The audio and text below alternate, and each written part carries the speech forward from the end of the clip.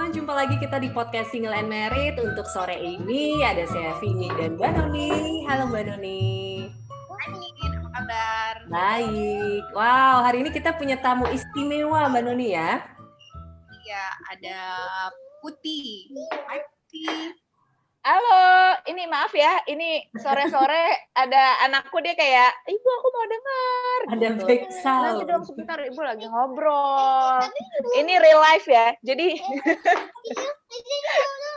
ini kan kayak single, married, and ibu-ibu realitinya. Benar. Jangan, ibunya pinjam satu. No. Ini mohon maaf nanti kalau diedit boleh. Nggak apa-apa. Nonton TV. Oh iya. Oke.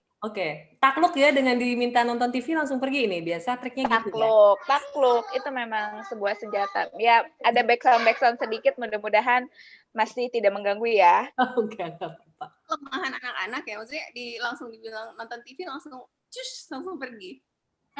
Tapi ada kalanya kalau keinginannya lebih besar lagi, agak susah, sogokannya mungkin agak yang lebih tinggi lagi gitu. Sogokan lebih tinggi itu misalnya apa ya? Mungkin game gitu kan. Oke. Game di tab. Oh, jadi TV ini level sogokan paling bawah? TV itu belum seberapa lah. Oh, sampai mungkin kalau level sogokan tertinggi adalah diajak main ke rumah tetangga. Itu biasanya kayak kalau ini meeting penting nih gitu ya, ini oke, super penting jadi oke, ke rumah tetangga dulu gitu. Lucu juga. Oke. Mbak Putih mungkin boleh kita kenalin dikit dulu. Mbak Putih ini profilnya apa, kesehariannya apa gitu. Nanti kita akan share juga link obrolan kita di podcast kita biar teman-teman bisa baca kenapa hari ini kita ngobrol sama Mbak Putih. Oh, iya. Halo teman-teman pendengar podcast Single and Married. Apa nama officialnya? Benar ya? Betul. Betul. Aku Putih Puar. Aku adalah seorang ibu dari satu anak. Sebetulnya lulusan geologi, tapi sekarang kerja sebagai ilustrator dan juga content creator. Mostly based on Instagram, tapi ada blog juga sih. Itu mungkin kesehariannya. Oke, jadi kita bertiga sebenarnya punya kesamaan sama-sama nulis blog ya. Betul. Kalau untuk gambar-gambar ilustrasi sendiri Mbak Putih udah berapa lama? Kalau untuk profesional, as in kayak bikinin untuk orang dan dibayar, itu di 2014 mulainya gitu. Tapi kalau untuk terus konten komersil dalam bentuk gambar di 2016-2017. Lama juga. Kalau blog dari 2003. Ya, aku tahu kamu dari blog sih. Aku follow kamu di blog, terus suka gambar-gambarnya, baru follow di Instagram. Oh, ya ampun. Terima kasih. Gambarnya lucu-lucu banget dan kayaknya maksudnya banyak isu-isu yang dibahas sebenarnya di Instagram itu ya, di Instagram Mbak Putih sekarang ya. Random aja apa yang kepikiran aku bahas. Termasuk yang mau kita obrolin sore ini ya, Mbak Noni ya. Iya. Apa tuh Mbak? Hari ini tuh lihat postingannya Putih dulu apa? Ngintip. Sebenarnya kita itu udah dari beberapa minggu lalu pas baca postingan Putih langsung kayak ini lucu juga ya diajak diobrolin gitu. Jadi Putih pernah posting di bulan November tanggal 11 tentang There's Me in Media. Itu kayak sebenarnya unfollow media yang kita suka kan, Put, atau nggak suka kan? Kira-kira gitu lah ya. Itu bagian part of it. Tapi sebetulnya, jadi itu adalah bagian dari tugas dari online course, dari mata kuliah ya, sebenarnya bagian dari mata kuliah online yang judulnya Theories of Media and Technology. Jadi di itu mereka membahas soal media, tapi dari segi teorinya nih, jadi mulai dari sejarahnya banget gitu. Nah, terus udah gitu tugasnya adalah membuat esai yang ada kaitannya dengan beberapa bab-bab yang udah dibahas, ada 4 bab. Nah, terus udah gitu karena aku juga nggak punya latar belakang sekolah komunikasi, jadi ya sebetulnya yang aku jadiin inspirasi untuk tugas pun adalah keseharian aku melihat dan mengalami kegiatan atau interaksi di media sosial. Mungkin dalam hal ini spesifiknya Instagram. Nah, jadi kayak sebetulnya dari si esai itu aku aku berargumen bahwa sebetulnya zaman sekarang orang itu kan semakin memiliki banyak pilihan. Kalau dulu nih ibaratnya kita kalau anak-anak ya udah Doraemon jam 8 pagi di RCTI. Mau suka nggak suka, mau nggak mau, topiknya tentang apa, kita pasti akan nontonin, nungguin iklannya, ya terus kalau udah selesai ya udah nunggu lagi sampai minggu depan. Nah, kalau sekarang itu kan enggak kan, kalau kita nggak suka kita bisa langsung skip, kita bisa langsung fast forward, atau ya udah kita bisa langsung se-ekstrim ganti channel, misalnya matiin TV terus kita cari hiburan lain, misalnya scrolling Instagram. Nah, jadi dari situ hubungannya adalah menurutku karena adanya hal-hal seperti itu, konsekuensi logisnya adalah orang itu jadi bisa memilih dan jadi mereka punya banyak pilihan sehingga kalau yang dulu tren itu diciptakan oleh media, nah sekarang kita sebagai audiens tuh juga jadi memiliki seperti positioning yang lebih besar. Bisa jadi audiens yang bisa mempengaruhi media-media, apalagi kalau kelasnya content creator. Contohnya gini, apa sih yang lagi tren gitu. Nah, karena content creator, karena dalam mengerjakan konten itu bukan seperti TV yang harus dibikin dalam 6 bulan, 1 tahun, udah dipikirin dari jauh-jauh hari. Kalau creator konten kan bisa kayak dalam hitungan minggu atau bulan. Mereka tuh bisa adaptasi sama, oh audiens ini lagi suka apa sih gitu. Akhirnya audiens itu jadi seperti memiliki pilihan. Jadi seperti memiliki bargaining position yang lebih tinggi dibanding dulu zaman kita nonton TV. Ya udah kita terima aja nih media lagi bahas apa. Paling pilihan kita, oh ya kurang lebih segmentasinya antara mungkin Metro TV sama mungkin TPI gitu kan contoh ininya gitu. Itu sih sebetulnya argumenku, dan itu mungkin jadi nyambung sama follow unfollow gitu. Artinya zaman sekarang itu orang lebih mudah untuk memutuskan apakah dia mau ikut atau terpengaruh satu media atau enggak.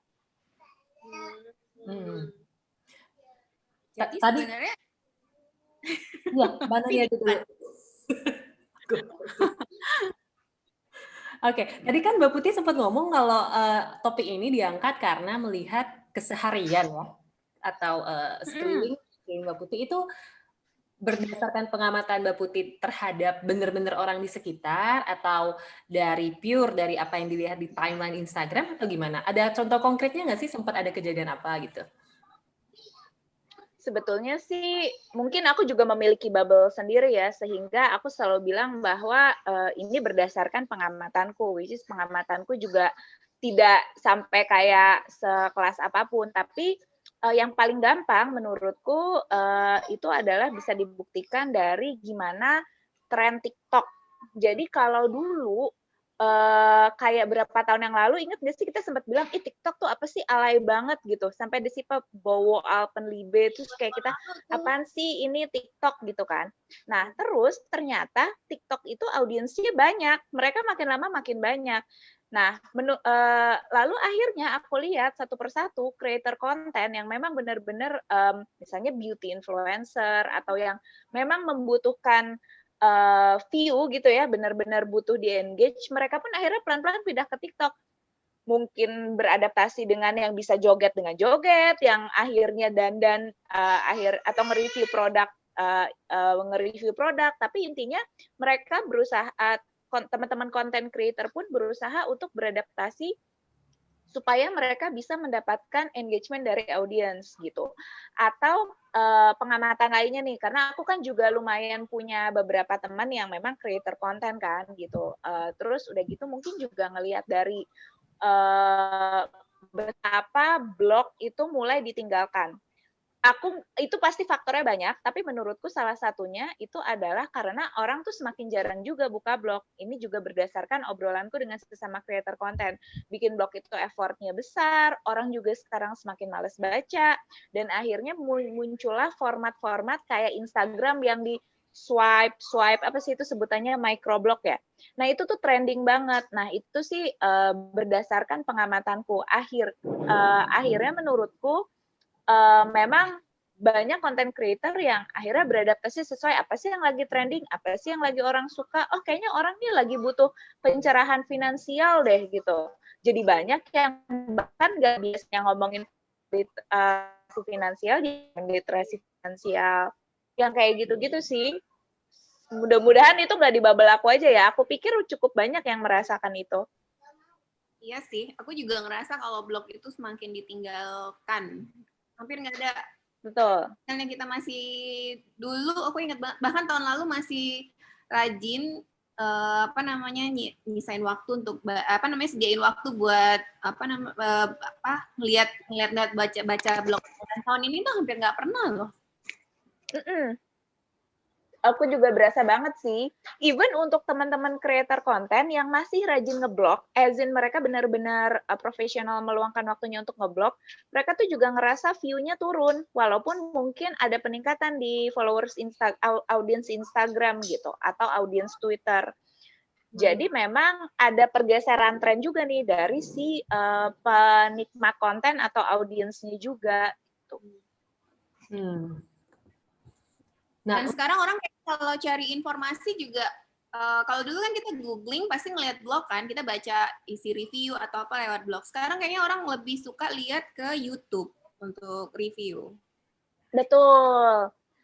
Apalagi untuk hal-hal yang enakan di review, ada visualnya yang bergerak ya, kayak misalnya hotel gitu kan sebetulnya kadang-kadang walaupun di blog itu juga dulu booming banget dengan foto sedetail apapun, tapi kalau video itu kita juga bisa lebih dapat feel-nya kan sebetulnya. Benar. Nah, kalau untuk Mbak Putih sendiri kan sekarang posisinya sebagai content creator yang medianya adalah gambar ya, dan channelnya Instagram. Sebenarnya yang tadi diceritain itu jadi masih dampak negatif nggak sih untuk dari angle content creator dulu nih, kita ngomongin audiensnya nanti dulu gitu. Jadinya gimana? Apakah jadi mau nggak mau harus bikin konten yang nggak sesuai dengan kepribadiannya atau gimana? Menurut aku setiap content creator pasti punya urgensi yang berbeda dalam beradaptasi. Ya nggak sih? Kayak aku sampai sekarang masih nulis blog. Walaupun itu tidak making money dari si blog itu gitu. Udah lama sih nggak making money dari blog. Tapi aku tetap aja kepengen bikin konten gitu di blog. Nah,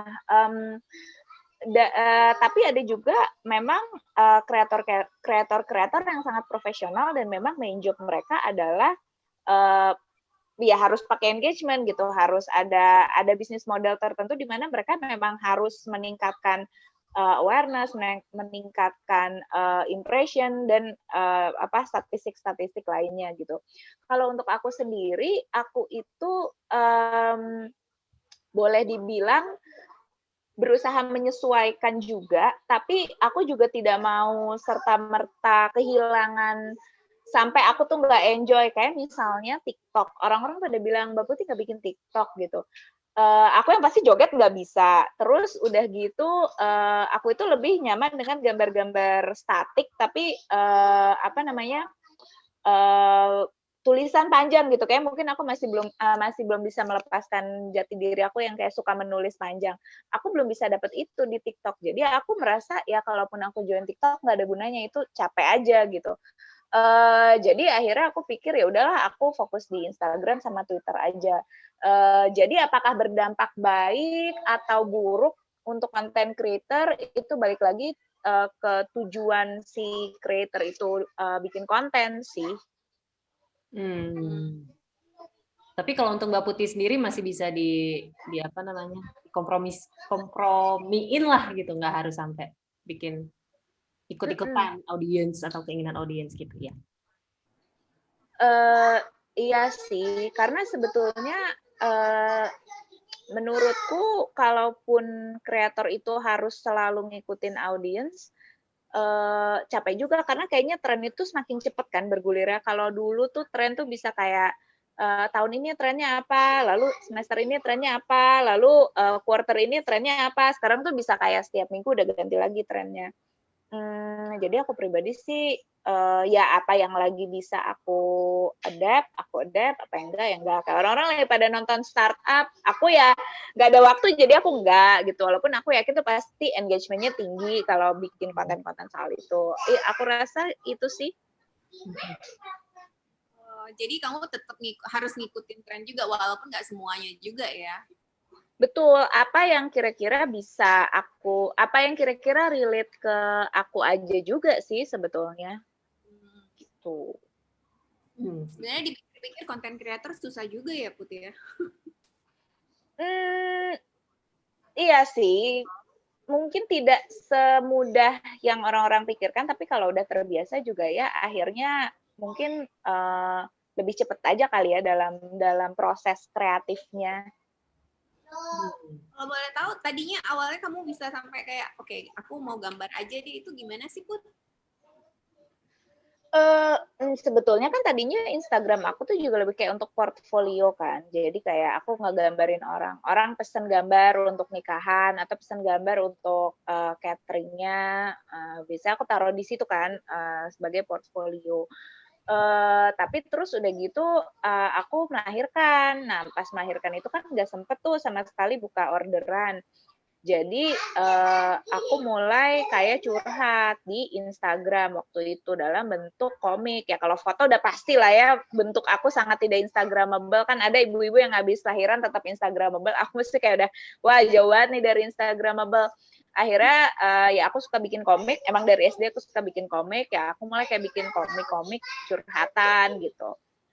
Ternyata somehow banyak yang relate gitu. Dan aku nggak tahu deh, waktu aku lahiran 2016 tuh kayaknya lagi mulai booming mamagram gitu, as in mama-mama Instagram yang kayak hot mama, cantik, baru punya anak 1 gitu. Nah, di situ aku merasa ya udahlah kalau lo emang nggak bisa jadi kayak mama di Instagram yang kayak harus cantik, harus langsing lagi, ya udahlah namanya juga ibu-ibu. Lagian ibu-ibu tuh kan kayak setiap struggle setiap kondisinya mungkin beda-beda. Ada yang punya support system banget kayak misalnya Nia Ramadhani ya kan dia kayak mungkin support sistemnya banget banyak jadi dia bisa fokus langsung untuk kembali ke dirinya sendiri. Tapi ada juga kan yang enggak. Jadi ya udahlah terima aja. Nah, baru dari konten-konten kayak gitu ternyata banyak yang relate dan baru tuh mulai ada yang kayak produk-produk yang brand-brand yang ibu dan anak nawarin mau nggak kalau misalnya bikinin kita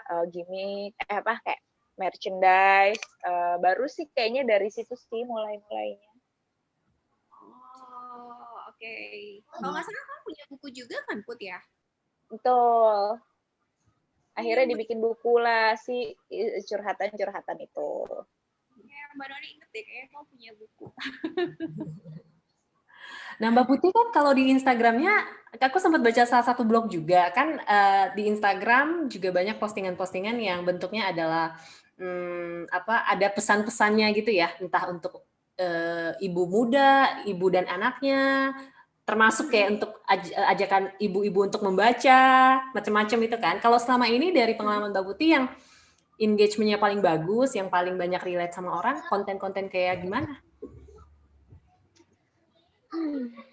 Agak tricky ya. Satu karena aku nggak terlalu segitu ngumpulin data. Kan ada yang benar-benar dikumpulin nih datanya, oh kalau postingan tentang ini engagement sekian. Aku tuh nggak yang kayak gitu. Jadi aku juga paling, oh ya kalau yang kayak gini nih orang suka. Tapi yang pasti yang biasanya engagement-nya tinggi adalah yang paling relate sama orang. Either itu lucu atau itu bisa menyuarakan kesedihan kolektif gitu kan. Maksudnya kayak zaman dulu aku share-share soal struggle-nya ibu-ibu tuh rame banget tuh di-reshare. Dan aku tuh sebetulnya juga bukan yang aku ingin mencari ketenaran nih, aku akan mengeksploitasi kesedihanku. Sebenarnya nggak kayak gitu juga. Aku merasa, oh ya gue punya kesedihan ini. Kayaknya orang-orang juga deh gitu. Jadi lebih ke kayak untuk mencari teman. Nah, ternyata banyak orang-orang yang sebetulnya nggak terlalu bisa mengungkapkan itu, either itu lewat kata-kata, atau lewat gambar, atau lewat foto. Ada yang kayak dia, ya udahlah gitu, dia kayak ngerasa frustasinya itu ada di dalam. Nah, jadi begitu dia ngelihat sesuatu yang relatable, ya dia nge-reshare atau dia nge-repost gitu.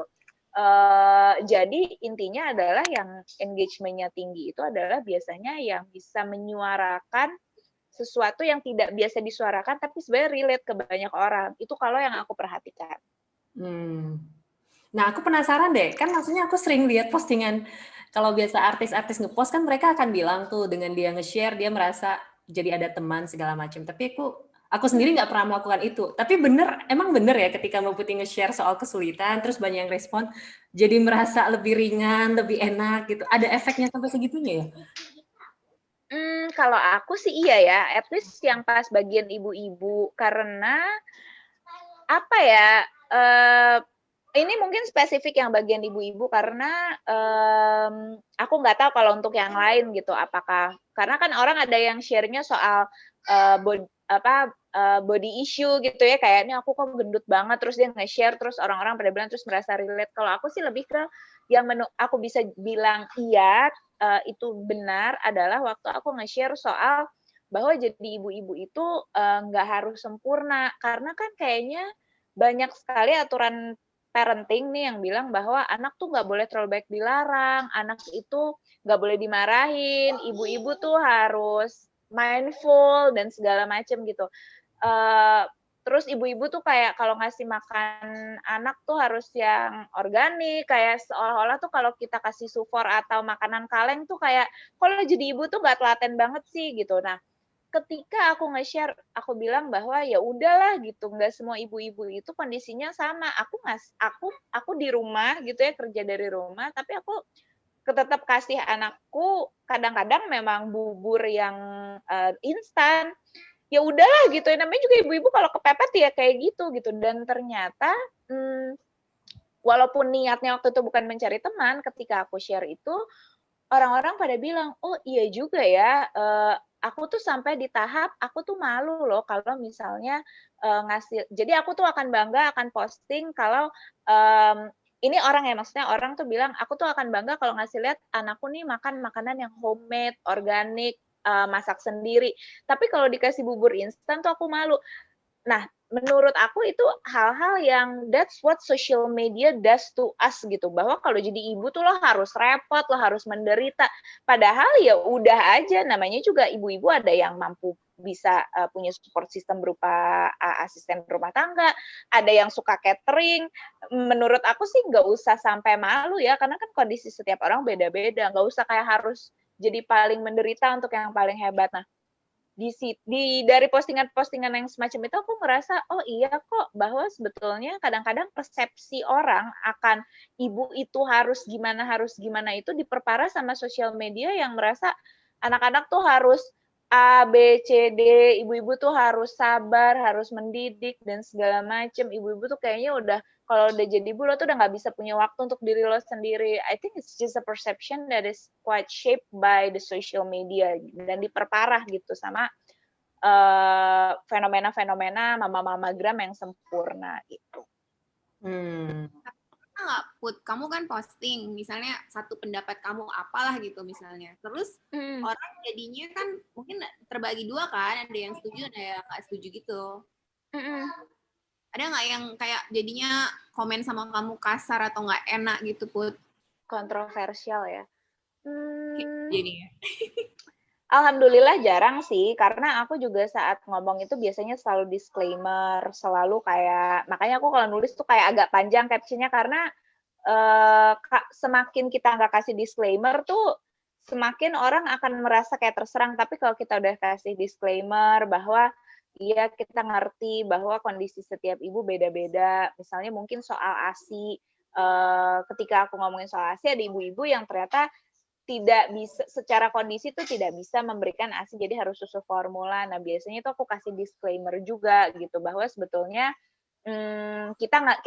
aku sebagai kreator pun paham bahwa memang kondisi semua orang itu tidak sama. Biasanya hal-hal seperti itu akhirnya meredam ketika orang mau menyerang ya, dalam tanda kutip apa ya, menyerang gitu. Jadi sebenarnya lebih berusaha berempati aja sama segala macam audiens kalau aku pikir begitu.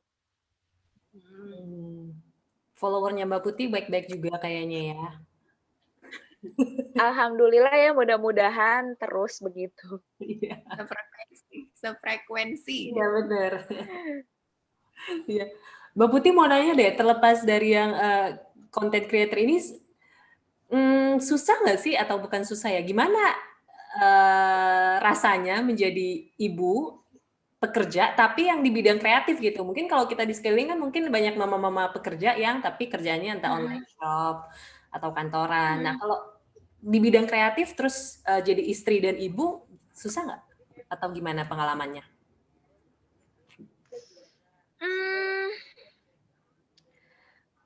Tricky sih. Aku paling suka kata tricky kayaknya karena Mbak Tuti tolong, Mbak Tuti ada kecoa. Menurut aku itu ada kecoa. Terus naik kecoanya. Nanti ini dikat aja ya. Menurut aku jadi seorang ibu itu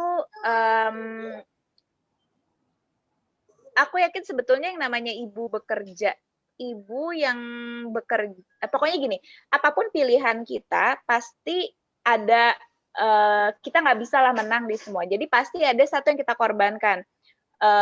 Jadi misalnya aku suka bilang waktu dulu belum pandemi dan semua orang kayak ibu-ibu tuh banyakan work from office, terus kayak merasa bersalah, iya kok ninggalin anak gitu kan, nanti malam-malam baru pulang. Aku tuh selalu bilang sebetulnya yang namanya pilihan itu pasti ada konsekuensinya. Nah, yang penting itu adalah jangan sampai rasa bersalah yang kita punya, either itu kita kerja atau kita ibu rumah tangga atau kerja di industri kreatif atau industri apapun, itu membuat itu tidak termanage rasa bersalah itu. Karena kalau nggak termanage, akhirnya jadi nggak dapat dua-duanya. Di kantor kepikiran anak, di rumah kepikiran kerjaan gitu kan. Itu kan malah jadi nggak optimal dua-duanya. Itu yang biasanya aku bilang.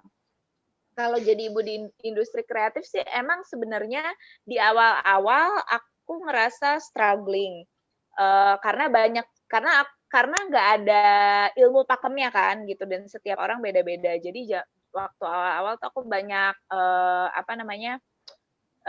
begadang, terus yang sampai kayak susah tidur karena nungguin anak tidur dulu dan segala macam gitu. Terus anak waktu masih disusuin kan kayak setiap sebentar-sebentar harus full time gitu nyusuin dia. Nah begitu sekarang anak udah bisa ditinggal, aku juga kayak udah lebih dapet ritmenya sih gitu. Memang intinya membiasakan. Mungkin kayak akhirnya bisa karena biasa. Jadi sama aja gitu ya, kayak kerja apapun kalau ibu ya ada yang harus dikorbankan tadi ya. Betul. Bahkan waktu di awal-awal nih, waktu sebelum orang-orang pada tahu bahwa work from home itu struggling juga, orang-orang kan banyak yang bilang kayak, ih kok lo enak banget sih di rumah juga, tapi kerja tapi di rumah, jadi kayak bisa dapat duit juga, tapi anak keurus. Aku tuh selalu bilang bahwa justru enggak, kadang-kadang orang mikir ideal banget gitu. Padahal kalau ditanya, aku juga kadang-kadang ngerasa bersalah juga karena aku ada di situ. Tapi anak ngajakin main aku nggak bisa. Atau anak lagi kayak, ibu-ibu jangan kerja. Atau maksudnya aku ada di situ. Kalau misalnya ke kantor, anak tuh kan akhirnya lama-lama tahu ya, oh iya ibu gue ke kantor nih gitu, dia emang nggak ada gitu. Kalau ini akunya ada, tapi tetap tidak bisa ngajakin dia main atau nemenin dia belajar dan segala macam. Jadi mungkin boleh dibilang rasa bersalahnya double gitu. Nah aku rasa akhirnya sekarang ada pandemi gini, ibu-ibu yang WFH pun juga ngerasain, oh emang struggling juga gitu semua pilihan itu. Gitu sih. Kamu kan di rumah Put kerjanya dari dulu, itu bagi waktunya gimana? Karena kan anak pasti ngeliatin terus dari pagi sampai malam. Biasa, yang pasti aku punya ruang kerja sendiri, jadi dipisah. Jadi kayaknya anak tuh dari kecil udah dibiasain, oh ya kalau ibu di atas di ruang itu berarti lagi kerja gitu. Most of the time sih dia ngerti gitu, paham. Ya walaupun kadang-kadang kabur juga gitu ke atas. kalau masalah bagi waktu sih, emang menurut aku nggak ada pakem aku tuh kayak, oh jam segini ngapain. Aku lebih ke kayak setiap jadi aku selalu punya kayak set of goals and priority setahun, sebulan, seminggu, dan sehari. Jadi kayak, oh bulan ini tuh apa yang mau difokusin, apa prioritasnya. Terus nanti mingguan berarti ini project apa yang harus duluanin gitu, diprioritasin. Anak-anak juga, maksudnya kalau soal anak juga gitu, kayak waktu awal-awal kan baru mulai school from home tuh. Nah, aku di situ udah alokasiin kayak semacam, oh ya bulan ini nih harus prioritas banget nih, anak baru mau mulai belajar school from home gitu. Jadi lebih ke gimana stick with the to-do list aja sih, disiplin sama to-do list yang udah dibikin sendiri. Dan selalu bisa stick sama to-do list itu ya? Kadang-kadang enggak, tapi seringan sih iya sih. Karena soalnya aku kerja sendiri, jadi kalaupun mau ditunda-tunda, aku tahu kalau ini ditunda juga besok aku juga yang ngerjain. Nggak akan menyelesaikan masalah juga gitu, kecuali kalau udah capek banget. Oke. Ngomong-ngomong soal kerjaan, ini memang pure semua karya Mbak Putih ini dikerjain sendiri ya? Nggak ada timnya sama sekali ya? Nggak ada. Oke.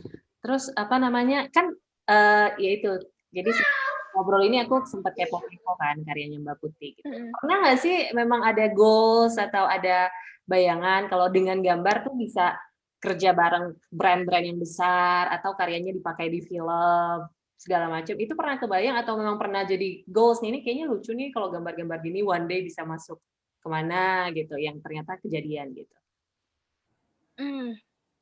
Jujur sih enggak ya, dulu tuh aku benar-benar waktu pas aku di 2014 itu mutusin menjadi freelance ilustrator, aku itu harapannya cuma satu, ini ada hal yang aku cita-citain dari dulu itu adalah kerja fleksibel, kerja dari rumah. Ini tuh emang mungkin udah impian aku gitu loh, kerja freelance tapi dari rumah, dari mana aja sambil liburan juga bisa, karena aku pikir ini akan dalam tanda kutip ideal untuk keluarga. Jadi kalau misalnya pun suami bisa cuti, aku kapanpun atau anak liburan pun aku pasti bisa tanpa harus mikirin aku harus ke kantor gitu. Itu cita-citaku. Tapi kayak dulu ya bayanganku ya itu aja, bikinin orang gambar untuk nikahan, untuk untuk logo catering. Pokoknya dulu sih ya kemampuan aku bermimpi juga cuma sampai situ gitu. Sama mungkin buku kali ya, kalau kayaknya semua orang tuh punya mimpi pengen bikin karya dalam bentuk buku. Tapi kalau sampai kayak yang kerja sama brand-brand gitu sih sebetulnya aku nggak bermimpi sejauh itu dulu gitu. Lebih ke kayak flexible working aja. Tapi kesampaian ya, tapi ya nggak kepikiran tapi kejadian gitu ya. Alhamdulillah sih, begitulah. Paling seru kerja sama siapa, Put?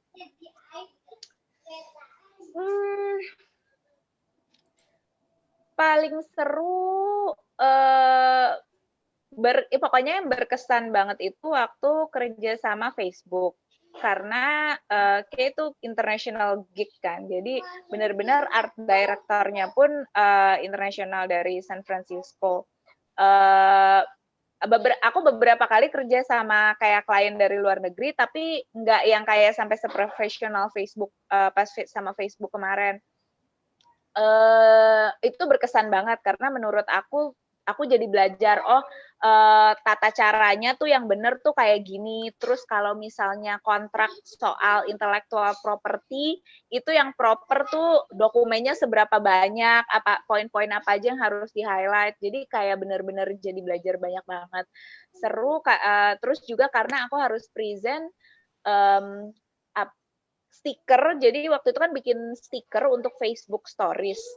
Jadi mereka tuh nanya, menurut lo apa sih hal-hal yang paling representatif yang kayaknya kalau orang Indonesia mau deh pakai stiker ini karena relatable banget sama kehidupan mereka sehari-hari. Tapi kan Indonesia sendiri itu kan luas, dari Sabang sampai Merauke. Kalau misalnya kita langsung pakein misalnya karakter Blangkon, kayak mungkin orang Bugis nggak relate gitu atau orang Banjar nggak relate kan. Jadi apa ya yang relate? Akhirnya aku menemukan bahwa sebetulnya paling gampang dipersatukan dengan makanan. Jadi kayak semacam tumpeng itu kan kayaknya lumayan nasional tuh gitu.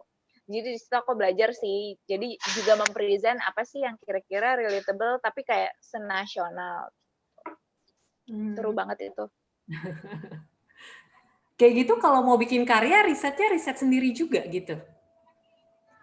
Iya, riset sendiri. Tapi biasanya sih kalau ada art director, mereka akan lebih enak ada yang ngajakin tektokan. Jadi kan kalau di Indonesia itu nggak semua, maksudnya at least aku nggak semua project aku itu ada art directornya khusus. Kadang-kadang langsung tektokan sama klien.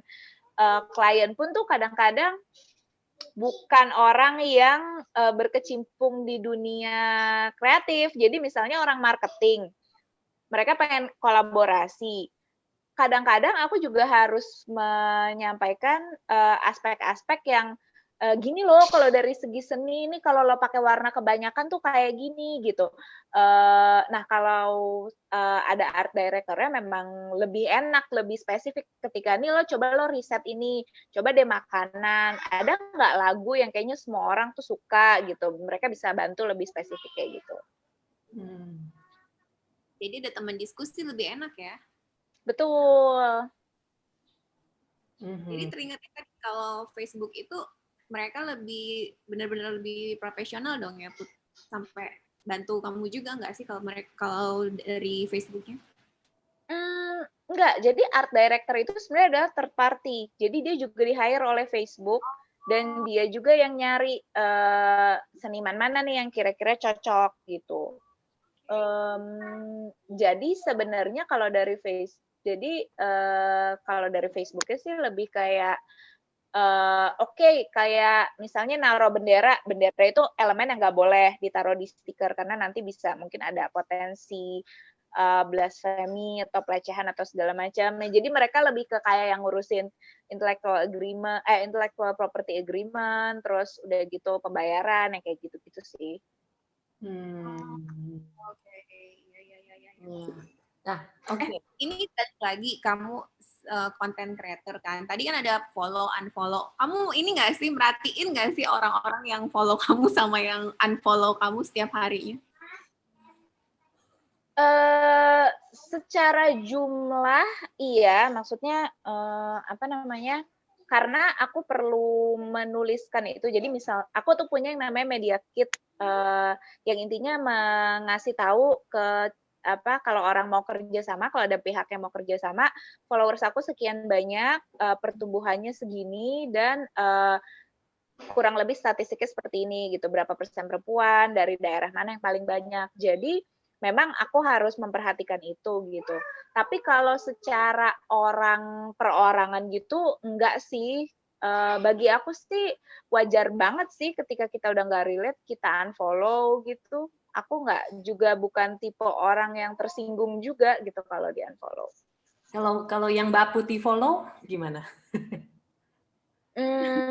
Apanya? Maksudnya ada preferensi nggak selain temen misalnya yang di follow ya?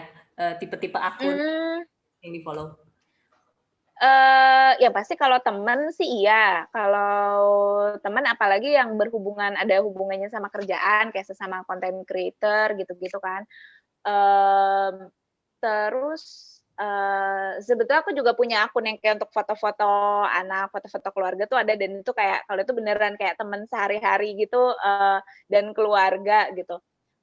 Tapi yang pasti kalau yang si Baik Putih ini banyak kan yang aku follow sih memang yang berhubungan dengan kerjaan sebagai content creator dan dan ilustrator. Jadi banyak follow ilustrator juga.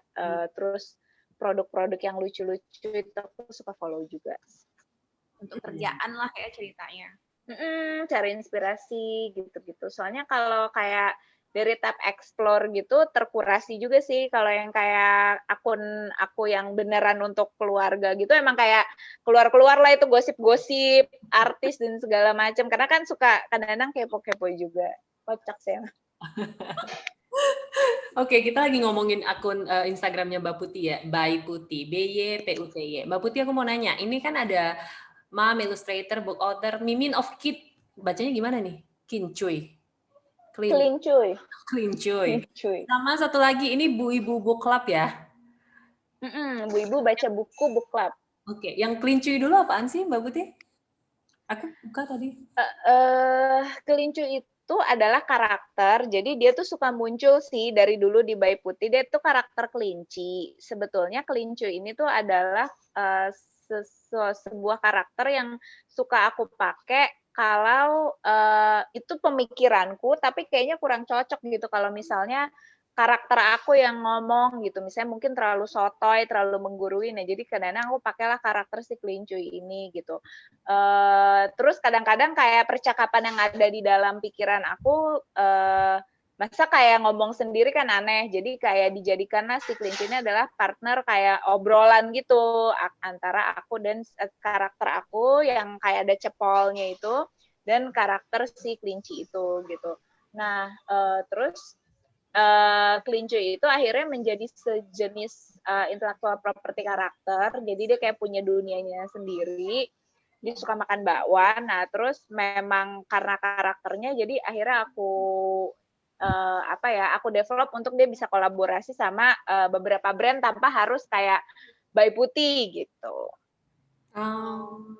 Tapi suka makan bakwan itu memang Mbak Putih suka makan bakwan apa? Oh iya, aku sebenarnya suka banyak hal, tapi di mana permainnya? Oke. Terus ada hubungan sama kelinci juga karena suka kelinci apa? Enggak sih, karena gambarnya gampang. Itu udah aku dari kuliah suka gambar. Karena kalau kelinci itu kan gampang kan, kayak jelas ada kupingnya aja gitu. Oh, nggak harus ada inspirasi apa gitu ya, cuma karena gampang aja ya? Iya. Oke. Terus kalau itu Bu Ibu baca book club itu apa? Kalau Bu Ibu baca buku book club itu adalah sebenarnya kayak komunitas online yang awalnya aku bikin berangkat dari keresahan aku. Nggak resah-resah banget sih sebenarnya. Cuman aku tuh suka baca, dan menurut aku tingkat literasi di Indonesia itu secara fakta memang cukup memprihatinkan kan.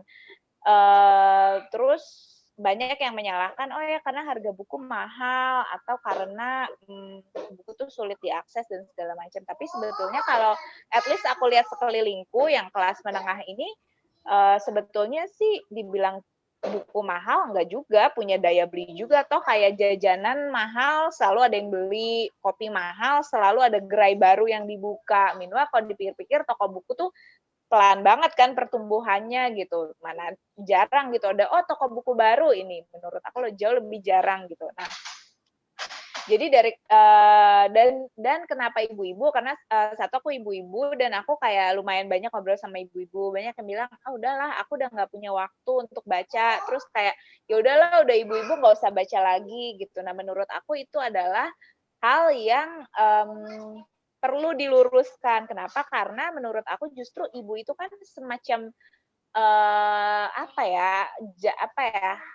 heart of the family gitu loh. Jadi simpulnya keluarga. Ibaratnya nih kalau suami gitu ya, misalnya butuh partner diskusi, curhat soal kerjaan, soal apa, I assume akan ngobrol sama istrinya. At least itu yang terjadi di keluargaku dan keluarga orang tuaku.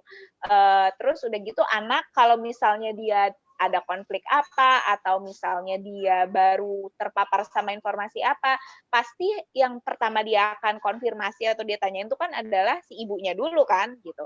Nah, dari situ aku merasa bahwa kalau ibu-ibu itu tidak memiliki skill literasi yang baik, maka itu akan mempengaruhi sekeluarga gitu. Kayak misalnya nanti anaknya tanya soal misalnya ibu-ibu nih tidak bisa memfilter informasi, terus anaknya ternyata terpapar satu isu yang provokatif.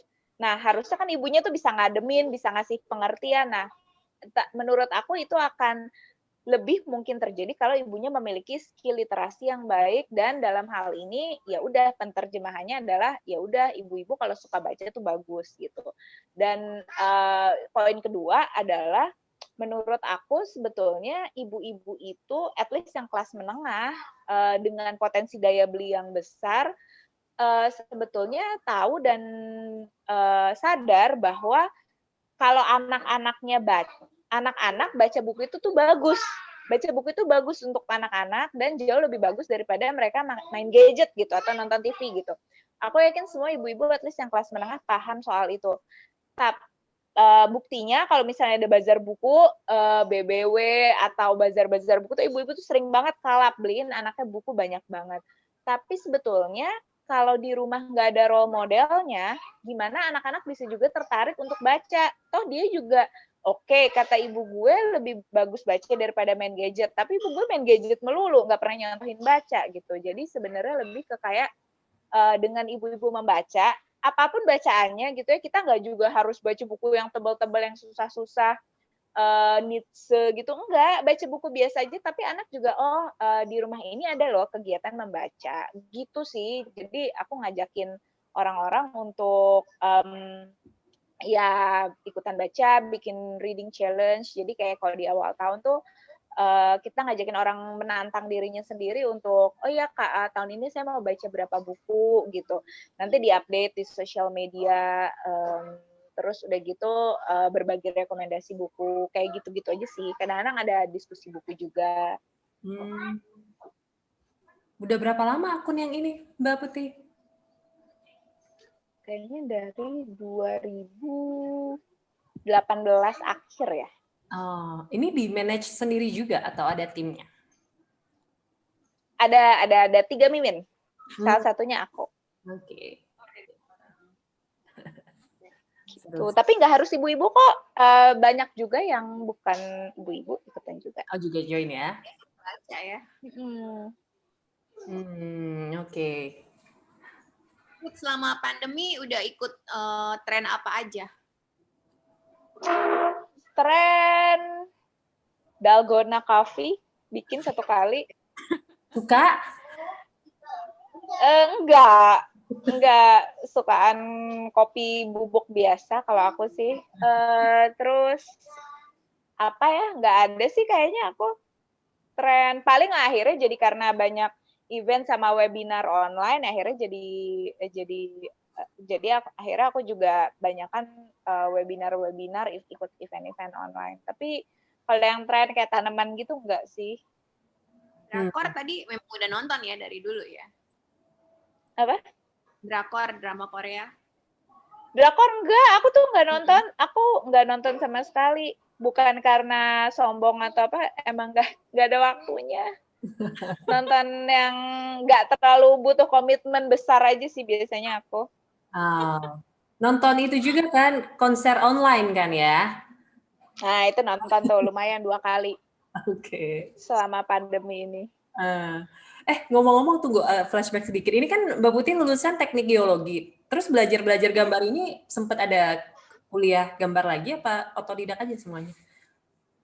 Enggak, otodidak aja. Cuman karena dari SMP juga ngeblog, terus web design, mungkin itu membantu secara digital literasi aku kali ya. Kalau ini nih bingung mau ngapain, cari di mana gitu. Akhirnya jadi kayak terbiasa berguru dengan googling, YouTube, gitu-gitu sih kayaknya ya. Oke. Terus kalau balik lagi ke topik kita yang tadi, Finding Me, kan judul apa sih itu judul makalahnya ya sebutannya ya, atau paper ya? Judul esai. Judul esai ya, judul esainya kan Finding Me in Media, Finding Media ini. Jadi sebenarnya kesimpulan dari esai itu, aku nggak tahu deh follow up-nya apakah memang kita tuh bisa menemukan jati diri kita di media atau apa sebenarnya kesimpulan dari si esai ini, Mbak Putih? Kesimpulannya adalah bahwa orang itu audiens, aku argue bahwa audiens itu sebetulnya semakin ke sini akan semakin mencari media yang mereka konsumsi itu yang relatable sama mereka gitu. Ibaratnya kalau dulu majalah, misalnya majalah gadis, mau kita relate atau enggak sama edisinya kan pasti kita baca kan cover to cover gitu. Kalau aku sih gitu, karena kan ya udah nunggu lagi majahnya 2 minggu lagi. Nah, sekarang orang itu kayak yang tadi kita bilang, siapa sih yang kita follow? Pasti yang kita relate kan. At least yang nggak random-random banget lah gitu. Mungkin yang kita ngerasa dia bisa menyuarakan pikiran kita, atau dia itu menjadi inspirasi, oh gue kayaknya aspiring to be her gitu. Kayak misalnya ada yang follow Jennifer Bahdim karena gue pengen banget jadi ibu-ibu hot kayak Jennifer Bahdim gitu kan. Pasti itu sesuatu yang at least ada relatability-nya sama kita. Nah, kesimpulannya itu dan kecenderungan itu bisa menyebabkan orang pada akhirnya audiens semakin merasa kalau nggak relate ya udah gue nggak mau berurusan sama media itu atau apapun itu gitu, atau orang ini nggak relate sama gue, ya udah bye gitu, gue masih punya banyak pilihan yang lain. Nah, kecenderungan itu dapat menciptakan bubble-bubble yang semakin kecil bagi setiap orang gitu, bagi setiap audiens, karena kita kayak it's all about me gitu. Kalau nggak ada hubungannya sama gue ya udah gitu. Nah, itu juga menurut aku mempengaruhi bagaimana kita mempersepsikan posisi kita di media. Kita harus menjadi part of the story. Kalau misalnya nggak part of the story, ya udah kita nggak mau denger gitu. Nah, di essay itu juga aku argue bahwa semakin kita terus terperangkap dalam pola pikir seperti itu, ketika kita ada di dalam bubble kita, kita itu akan semakin merasa ketika kita melihat sesuatu, kita perlu ada in the picture, atau bahkan kita perlu ada in the middle of the picture, we are at the center of the picture. Kayak misalnya AR filter, itu kan bagaimana suatu konteks kita apply ke diri kita kan. Kebayang nggak? Maksudnya ketika kita menggunakan Instagram filter, itu adalah bagaimana kita bisa steering our own media. We're the star of our own media gitu. Kita membawa sebuah konteks, kita ada di tengahnya gitu. Nah, menurut aku itu ada pengaruhnya dengan bagaimana kita memposisikan diri kita saat kita melihat media. Itu harus ada bagian dari diri kita yang terrepresent. Kita akan selalu mencari diri kita di dalam media, dan media pun akhirnya kalau tidak relate sama kita, ya udah kita nggak mau. Itu sih intinya adalah tentang bagaimana bubble-bubble itu akan jadi semakin kecil dan bagaimana kita menjadi semakin merasa we have to be a part of the story. Oke. Jadi tunggu, aku masih penasaran. Jadi maksudnya itu tuh sebenarnya nggak terlalu baik ya? Maksudnya kita harusnya open aja dengan berbagai jenis media gitu.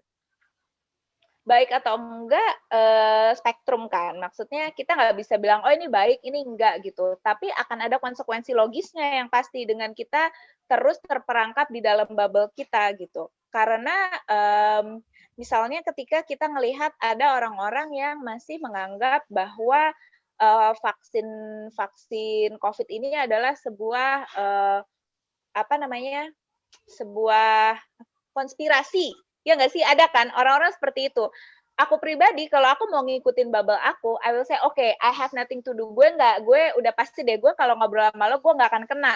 Lo masih mikirin COVID adalah konspirasi. Tapi sebetulnya, kalau kita mau lebih bijaksana, kita perlu paham juga, kenapa sih ada orang yang bisa sampai memiliki pemahaman bahwa apa-apa itu konspirasi gitu.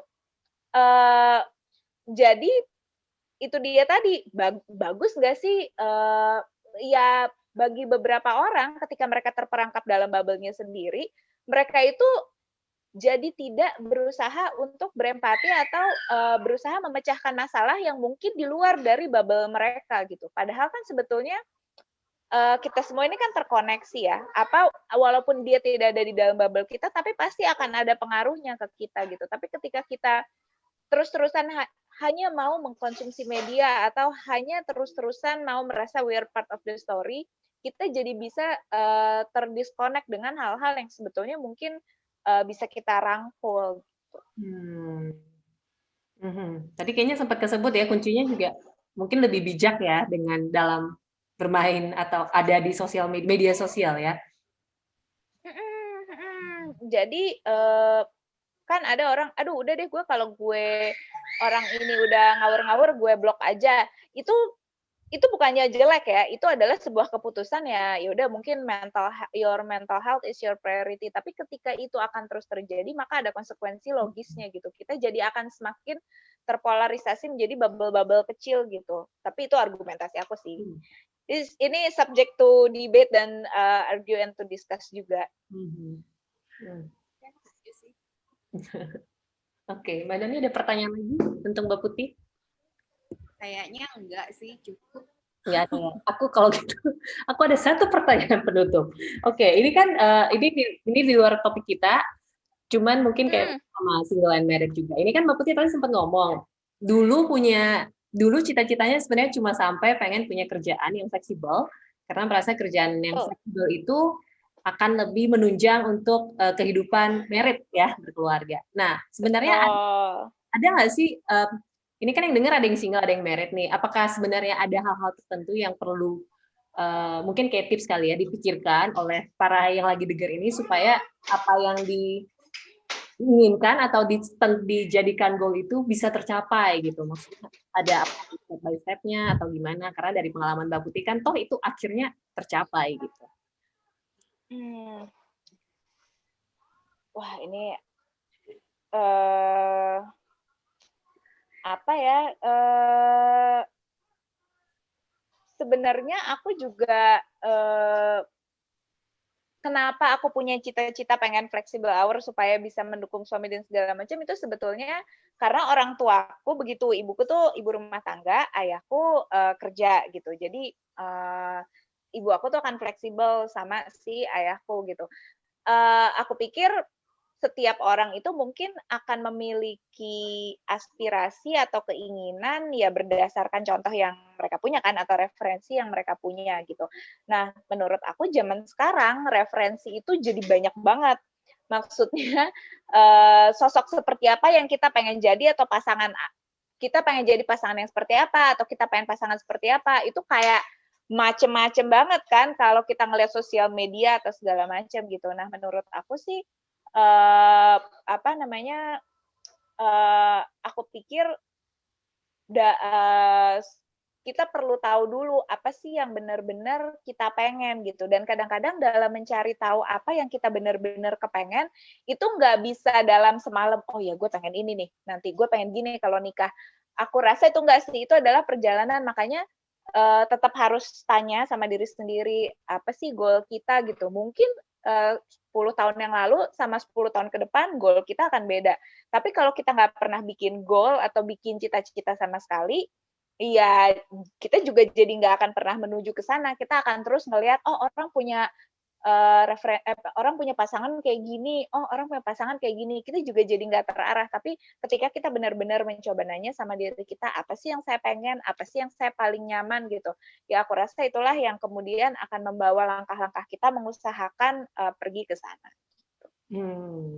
Oke. Cukup. Ini bahasan serius ditutup dengan sedikit pesan-pesan motivasi ya. Nih mohon maaf nih sebetulnya biasanya nggak motivasional kayak gini sih. Cuma pertanyaannya serius. Aku kok diajak receh bisa loh sebenarnya. Mumpung. Oke, Mbak Doni silakan. Karena baru kenal Put, jadi belum berani receh. Benar. Kita boleh ngomongin yang receh kalau ada kesempatan. Boleh. Next, mudah-mudahan ada kesempatan ngobrol-ngobrol lagi ya. Next, kita ngobrol lagi ya, Put ya? Siap. Oke. Ya udah, ini tadi obrolan kita dengan Putih dan seru banget ternyata tentang sosial media yang semakin berkembang. Betul. Putih, lain kali kita ngobrol lagi pastinya ya, Put ya? Siap. Thank you Mbak Putih udah agak stres juga ditanyain tugas. Makanya jadi mungkin agak serius ya karena berusaha untuk mengingat-ingat juga nih apa sebetulnya kenapa aku kemarin nulis kayak gitu ya. Lain kali dibahasakan kok kayak sok pinter banget Anda ya, tapi ternyata ya sudahlah. Begitulah kita kalau bikin esai harus agak-agak kelihatan ini ya, kelihatan kayak bener aja gitu, padahal mah sebenarnya ambiar. Kita ambil postingan yang ambiar kalau gitu buat obrolan berikutnya ya. Siap. Oke, thank you Mbak Putih. Terima kasih. Bye, sampai ketemu lagi. Sampai ketemu. Sampai ketemu lagi.